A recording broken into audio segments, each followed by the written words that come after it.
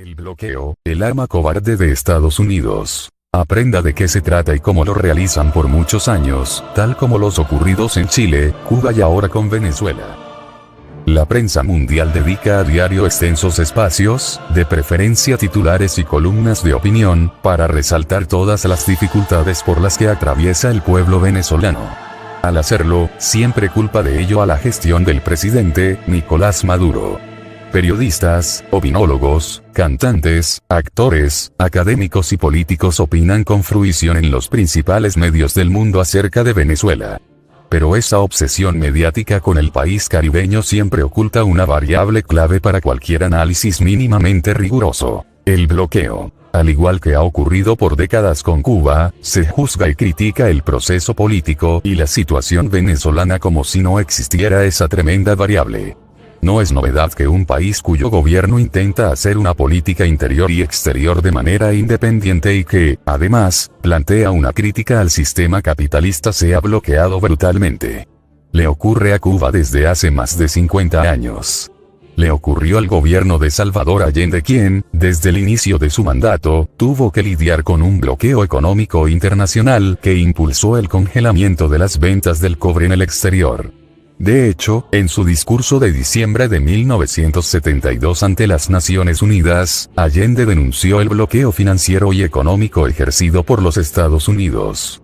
Lo mismo hizo este año el presidente Maduro en la 73 Asamblea General de las Naciones Unidas. La estrategia es la misma: bloquear política y económicamente a los países disidentes, o sea, soberanos, y ocultar mediáticamente el bloqueo, así como sus consecuencias, ante la opinión pública mundial. Le ha pasado a Cuba, le ocurrió a Chile y le sucede a Venezuela. Sin embargo, en cada caso el bloqueo adquiere expresiones y modalidades particulares. Para el caso de Venezuela podemos distinguir 4. 1. Bloqueo a través de decretos extraterritoriales. 2. Bloqueo a través de intermediarios. 3. Bloqueo mediante agencias de calificación de riesgo y 4. Bloqueo informativo impulsado por las corporaciones mediáticas. La primera modalidad se formalizó el 9 de marzo de 2015, cuando Barack Obama firmó un decreto ejecutivo que declaró a Venezuela como una amenaza inusual y extraordinaria. Literalmente, este decreto dice: por medio de la presente, informo que he emitido una orden ejecutiva declarando una emergencia nacional con respecto a la amenaza inusual y extraordinaria para la seguridad nacional y la política exterior de Estados Unidos representada por la situación en Venezuela. Esa orden ejecutiva se ha ido extendiendo en el tiempo y ampliando en sus efectos. En mayo de 2018, Donald Trump, en respuesta a la insolencia chavista de convocar, una vez más, a elecciones, decretó sanciones del Departamento del Tesoro para prohibir la compra, por parte de ciudadanos estadounidenses, de cualquier deuda del gobierno de Venezuela, incluidas las cuentas por cobrar. Estas sanciones incluyen al Banco Central y a la estatal petrolera BPSA. Al día de hoy, Venezuela no puede hacer uso del dólar como moneda internacional, ni puede negociar ninguna transacción internacional a través de dicha divisa. Esto implica la imposibilidad de negociar la deuda externa, ya que la mayoría de los contratos de deuda pertenecen a jurisdicción estadounidense. En esa línea, gran parte del sistema financiero internacional ha venido propiciando, en los últimos años, un esquema de bloqueo hacia las operaciones financieras de Venezuela. Se han sucedido cancelaciones unilaterales de contratos de corresponsalía bancaria del Citibank, Commerzbank, Deutsche Bank, etc. Desde julio de 2017, el agente de pago de los bonos emitidos por BPSA, Delaware, informó que su banco corresponsal, PNC Bank, en Estados Unidos se negaba a recibir fondos provenientes de la estatal petrolera. La segunda forma, el bloqueo mediante intermediarios, es una expresión propia de estos tiempos. El objetivo es evitar que cualquier intermediario que realiza transacciones con Venezuela las lleve a cabo, impidiendo toda interacción y relacionamiento de Venezuela con empresas de los Estados Unidos. Y no solo de allí. El Novo Banco, Portugal, notificó en agosto de 2017 la imposibilidad de realizar operaciones en dólares con instituciones públicas venezolanas por bloqueo de intermediarios.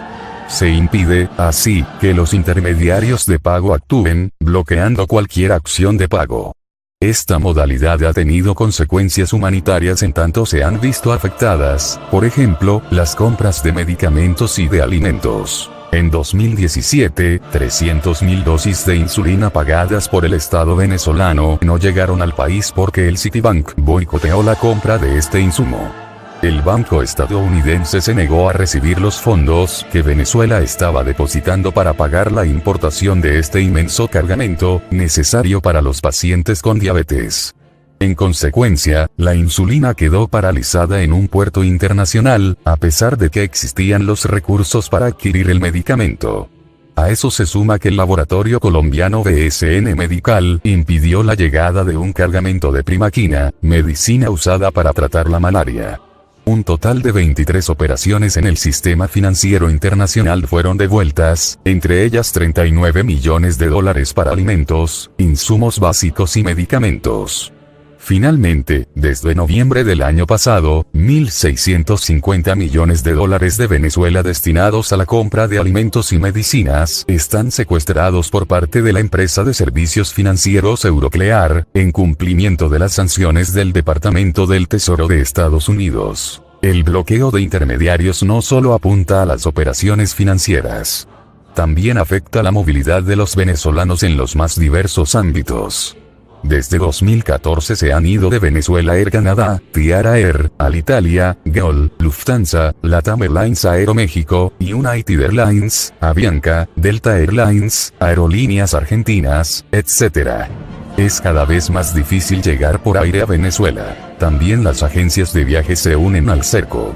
Por ejemplo, 15 boxeadores venezolanos no pudieron presentarse al evento clasificatorio para los Juegos Centroamericanos y del Caribe 2018, CAC, debido a la imposibilidad de llegar a un acuerdo con las agencias, las cuales pusieron varias limitaciones, entre ellas, el precio del pasaje. Este pasó de $300 a $2.100 por persona al enterarse la empresa que se trataba del traslado de la Federación Venezolana de Boxeo. Cuando, luego, un privado ofreció un vuelo charter para trasladar al equipo, Colombia y Panamá no autorizaron el uso de sus espacios aéreos, por lo que México también decidió negarse a ceder su espacio para el vuelo. Antes había ocurrido una situación similar con la selección femenina de voleibol.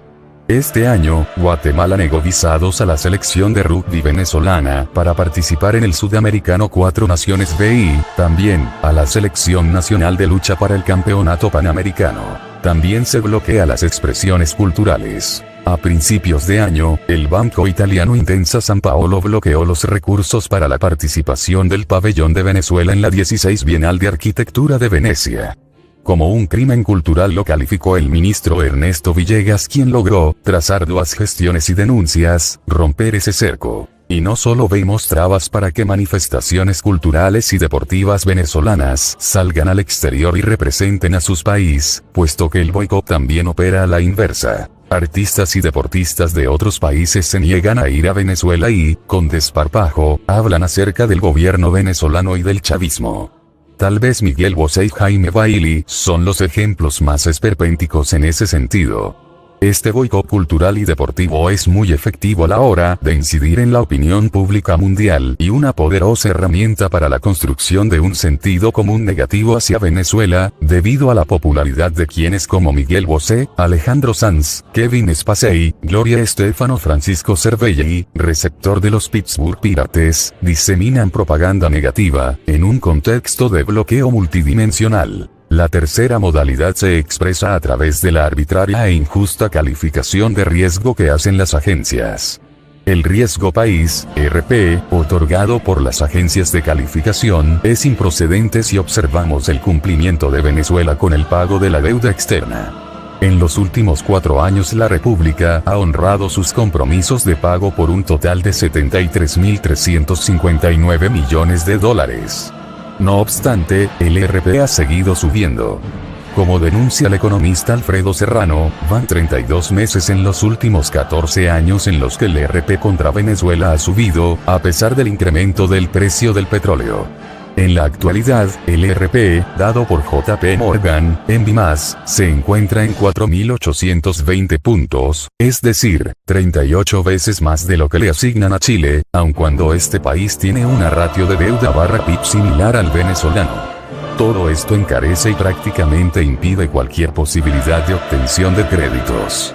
Estos tres bloqueos están teñidos de cinismo y paradojas. Mientras que, por un lado, la prensa mundial denuncia hambruna y crisis humanitaria en Venezuela, por otro, en acción coordinada, países e instituciones proestadounidenses bloquean el ingreso de medicamentos y alimentos al país.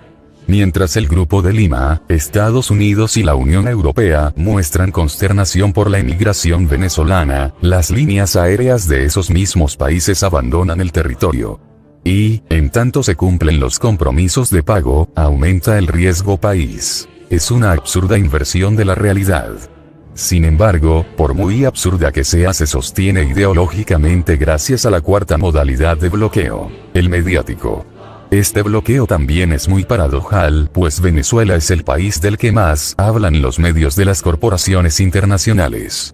Se trata, pues, de un bloqueo ruidoso, diferente, por ejemplo, al bloqueo silencioso que hay respecto de Guantánamo, de las masacres en Yemen y Palestina, o de los constantes asesinatos de periodistas en México. Por el contrario, con Venezuela hay profusión informativa, continuidad de agenda escandalera y festín verborrágico. Efectivamente, durante el 2017, sobre una muestra de 90 medios estadounidenses, se contabilizaron 3.880 noticias negativas sobre Venezuela, es decir, una media de 11 diarias, encabezadas por Bloomberg y el Miami Herald. En cuanto a las agencias, Reuters y AFP juntas reúnen el 91% de las noticias negativas. A su vez, el diario El País de España mencionó a Venezuela en 249. De las 365 ediciones del 2017, casi a diario y siempre negativamente. Y si eso parece una exageración, falta el adjetivo adecuado para calificarlo de la cadena alemana Deutsche Welle, DW. Esta publicó 630 noticias sobre el presidente Maduro, casi 2 diarias.